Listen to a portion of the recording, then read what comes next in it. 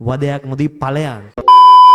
ආදර සම්බන්ධයක් ඇති කරගත්ත දවසක ඔයාට ළමයි ටික කලක් ගිහිල්ලා ඒ ෆෑක් ඇති කියලා හිතුනොත් ඔයාට එන්න කියලා ළමයි මේ ඊකෝන් පාඩම කියලා දෙයි. ගෑල් ළමයිගේ පැත්තෙන් කියන්නම් ගෑල් ළමයිට දැන් කොල්ල ඇති වෙලා. පෙම්වතාට එන්න කියන කොෆි ෂොප් එකකට. උට ඒක තේරුම් ගන්න දෙන විදිහ හරි සරලයි කිසිම ප්‍රශ්නයක් නැතුව සම්බන්ධ නවත්තන්න පුළුවන්. ඒ කොල්ල කැමතිම જાතියේ කොෆි එකක් ගෙනත් දෙන්න. බොන්න කියන්න. බිව්වට පස්සේ අහන්න සතුටුද? කොල්ල කියනවා ඔව් මං කැමතිම කොෆි එක හරිම සතුටුයි හරිම රහයි. තව කොෆි එකක් ඒ જાතියෙම දෙන්න. මේකත් බොන්න කියන්න. ඌ බොනවා දැන් කොහොමද? සතුටුයිද මං දෙකක්ම බිව්වාද හොඳයි කියලා කියයි. ඇයි අද ඔයාට මට මෙච්චර කොෆි අරන් දෙන්න හිතුනේ? අද හොඳයි කියලා කොල්ල කියයි. තව කොෆි එකක් ගෙනත් දෙන්න. බොන්න කියන. දැන් අන්න උට ළමයි උගේ මූණට ඒක අර ප්‍රබෝධවත්ව තිබිච්ච මූණ ළමයි ටික ටික නේද? අර මූණ අපි කියනපොතේ මූණ පස්ස වීගෙන එනවා. හරිද? පොඩ්ඩ අප්සෙට් යනවා. තුන්වෙනි එකත් බොනවා.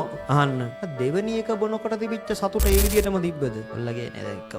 ආසම එක උනත් තුන්වෙනි එක බොන්න අමාරුයිනේ බබා. චුට්ටක් අයිට වඩා නම් සතුට අඩු වුණා. වේටර් මල්ලි තව එකක් ගේන්න. උට හතරවෙනි එකක් දෙන්න පුතා. හතරවෙනි කොෆි එකක් දෙනවා. ඔන්න බොනෝ කොෆි එක. රි අමාරුවෙන් ඇයි බබා මෙච්චර මට කොෆි පොවන්නේ නේද? අද මට අමාරුයි කිය අරු බොනවා. රයිට් නේ කමන්නේ වගේ නෑ බොන්න බබා බොන්න. පොඩ මේ ස්මෝල් යනවා වගේ නෝ පිටරත් එකක් අද ඩාම් බඩාම් ගාලා ගැහුවා. බොන්න.